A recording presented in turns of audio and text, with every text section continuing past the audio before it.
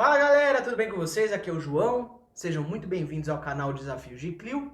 E hoje a gente vai falar um pouquinho sobre a Guerra Civil Inglesa e justamente os embates entre o parlamento e o rei, o Charles I, e justamente como é que ficou essa situação e como que a guerra se desenrola e como é que se instala pela primeira vez na história um modelo parlamentar moderno, né? E com o afastamento aí da monarquia absolutista pela primeira vez na sua história.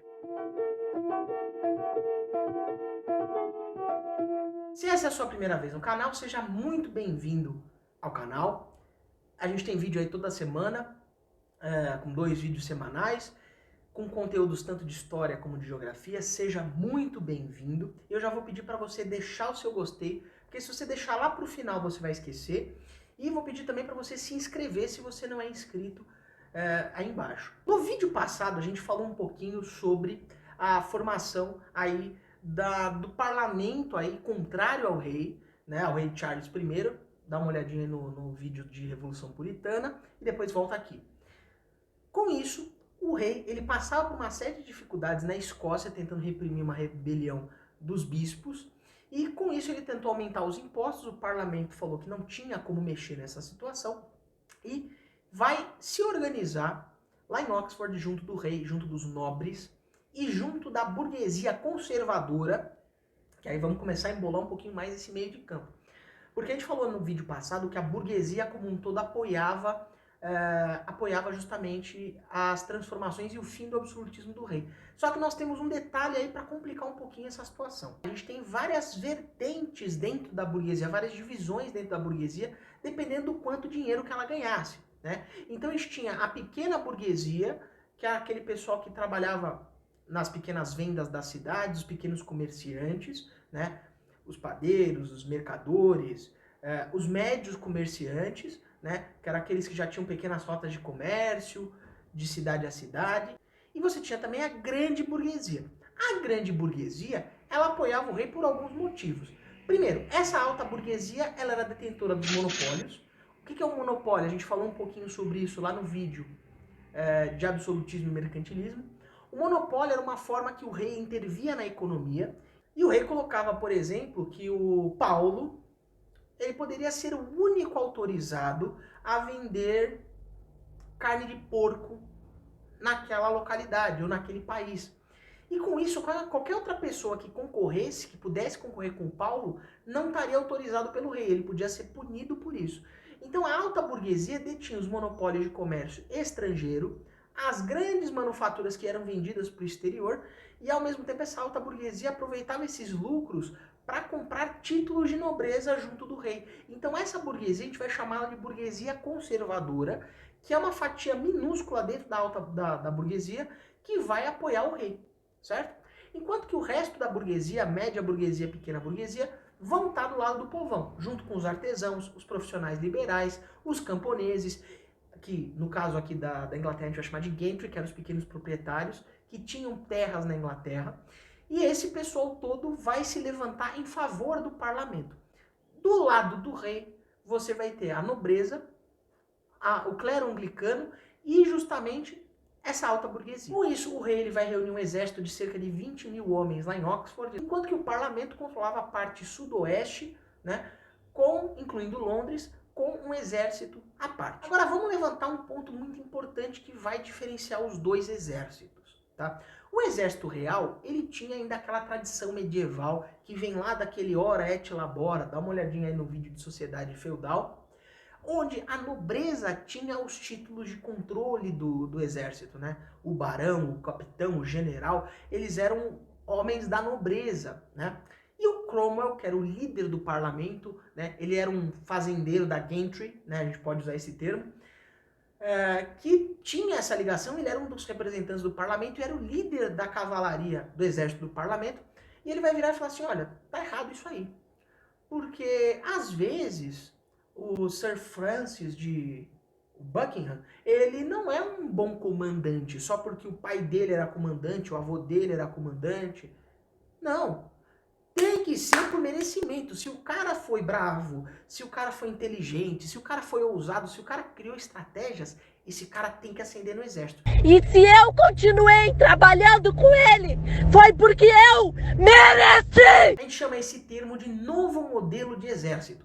Ou seja, dentro dessa perspectiva liberal que está sendo instalada a partir do parlamento e dos parlamentares, o soldado, ele tinha, se ele mostrasse força, bravura, inteligência, ousadia e, obviamente, se ele sobrevivesse, ele poderia ascender dentro do exército do parlamento.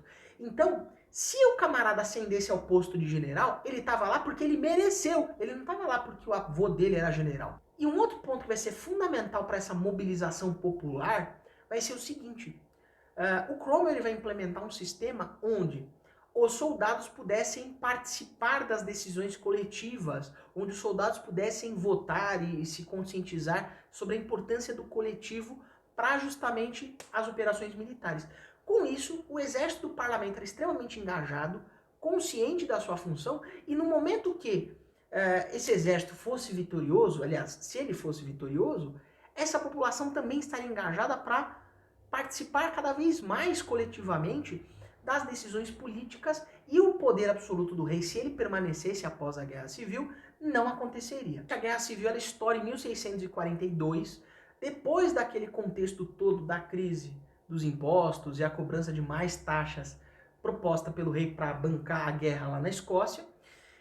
E aí o parlamento se levanta. Em 1643, você vai ter uma batalha muito importante, liderada pelo Cromwell contra as forças do rei, que vai ser a batalha de Marston Moor, que vai ser justamente quando o Cromwell lidera a cavalaria contra as forças do rei. Isso dá uma vitória em 1643 para o lado do parlamento. Agora a batalha mais decisiva para a Guerra Civil vai ser em 1645, com a Batalha de Naseby, onde as forças do parlamento vão rechaçar as tropas do rei e vão fazer o rei recuar para a Escócia. Em maio de 1646, o rei é preso por forças escocesas e acaba rolando uma pausa, uma leve trégua na guerra, certo?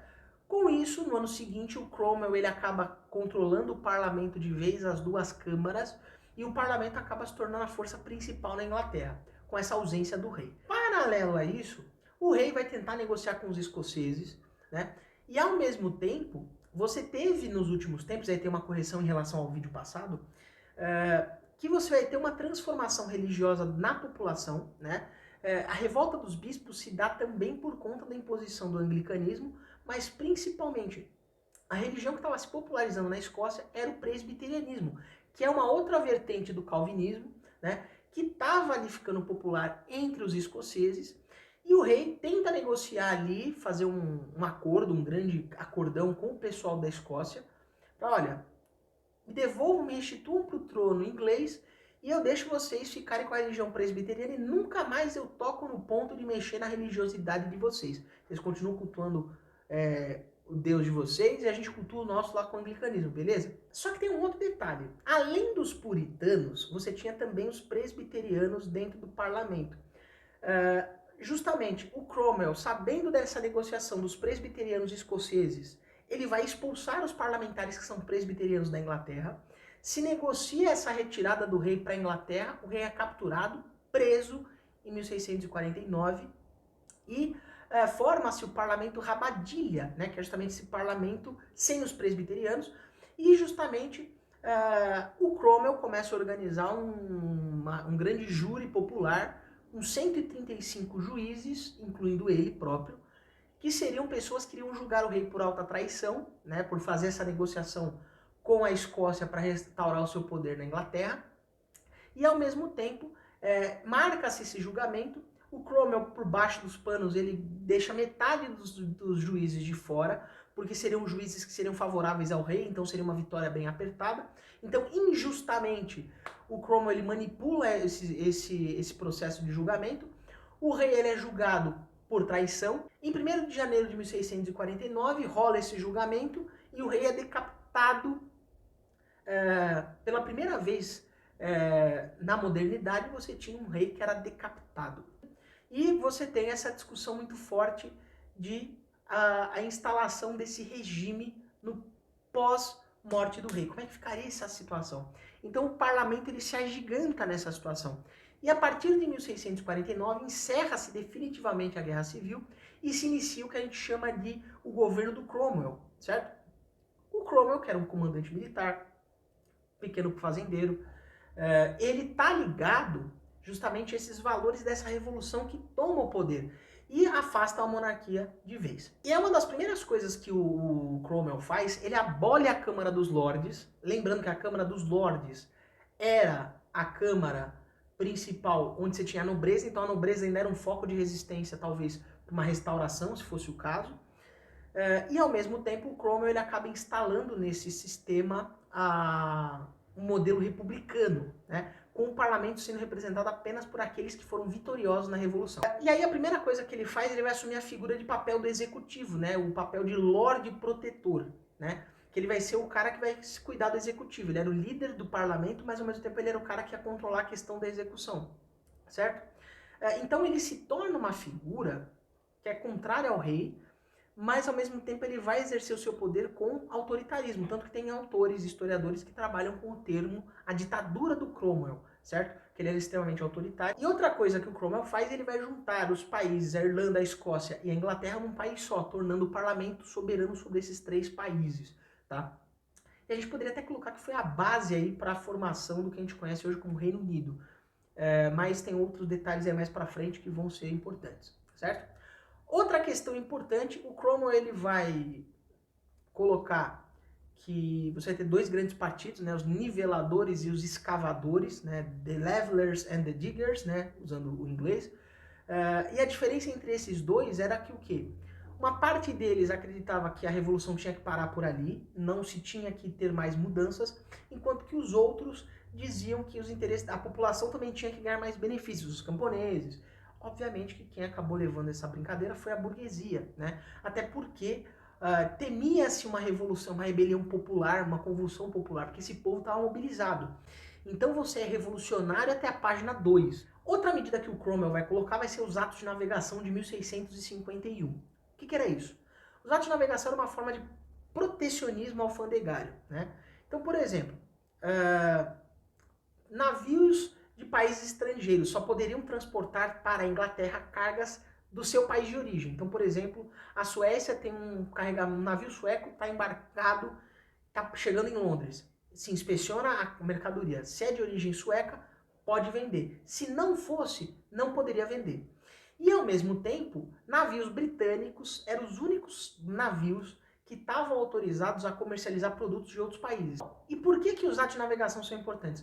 Foi uma medida complementar, né, à vitória sobre os holandeses, né? A Inglaterra tinha embates com a Holanda ali no século XVII, que eram importantes por conta da questão do comércio. Os holandeses tinham uma concorrência muito forte, tanto que você tem a Companhia das Índias Orientais e Ocidentais, tanto da Holanda como da Inglaterra. Então você tinha uma concorrência comercial muito forte e ao mesmo tempo os dois países tinham as suas tretas militares também. Então os atos de navegação eram uma forma de barrar que produtos, principalmente holandeses, circulassem dentro da Inglaterra, beleza?